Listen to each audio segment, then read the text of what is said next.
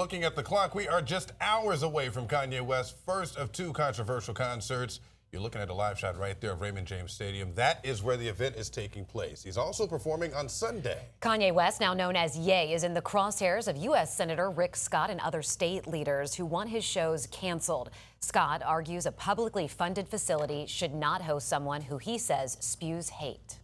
We need to do what's right. We need to stand up and defend our Jewish friends. We need to stop anti-Semitism, and Kanye is the opposite. Well, this week, 10 Tampa Bay News obtained the contract for that concert, which says the authority cannot cancel the show based on past statements or political viewpoints. Those viewpoints include Ye claiming slavery is a choice and identifying as a Nazi on X. His account disappeared a few days later. In January, Ye issued an apology in the Wall Street Journal attributing his past behavior to manic episodes caused by untreated bipolar disorder and an undiagnosed right frontal lobe injury. As we speak, fans are showing up at Raymond James Stadium. 10 Tampa Bay News reporter Eric Glasser is live for us there tonight. And Eric, fans are starting to arrive as we speak as well. You found his opponents elsewhere, though.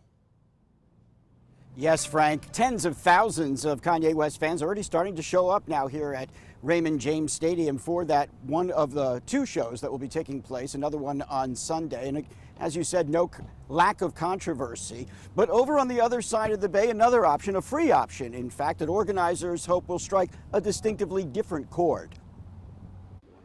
At the Holocaust Museum in St. Petersburg, free admission today through Sunday, inviting visitors to learn more about the consequences of hate speech and anti-Semitism. I hope the people who come are those who are curious, the people who are maybe skeptical, and for people who would not otherwise come if it were not for the free days. The museum's decision comes after weeks of criticism surrounding Ye's return to Tampa.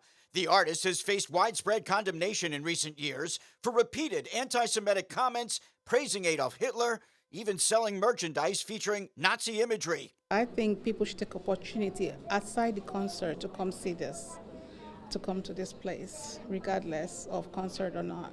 Recently, several politicians joined Jewish community leaders, calling for the shows to be canceled, questioning the use of tax dollars in a publicly funded venue. But the Tampa Sports Authority said it simply can't call off the concerts, pointing to language in the contract. Museum leaders say this weekend is about offering the community another choice. I would hope they would see that and think, you know what, I want to be part of the solution, and I want to encourage people to love people. I feel like stars or like popular people shouldn't really like talk about politics, because like they should be famous for their music or stuff. I mean, they're not only just covering what the Jewish people endured during this time, but obviously everybody who was endured during that time, whether you were gay, you were a person of color, everyone suffered during that time. So I don't see how you couldn't be moved. And I can tell you that coming off the exit ramp tonight towards the stadium, there was a full-size billboard inviting people to the Florida Holocaust Museum this weekend, again, for what they say is the truth. And I can tell you this as well. A lot of people starting to show up here tonight for, again, the first of two shows. The museum, however, says they've been pretty busy too. More than 150 visitors showing up there today in their first hour, and a steady stream of people, they say, throughout the day. Reporting live at Ray J, Eric Glasser, 10 Tampa Bay News.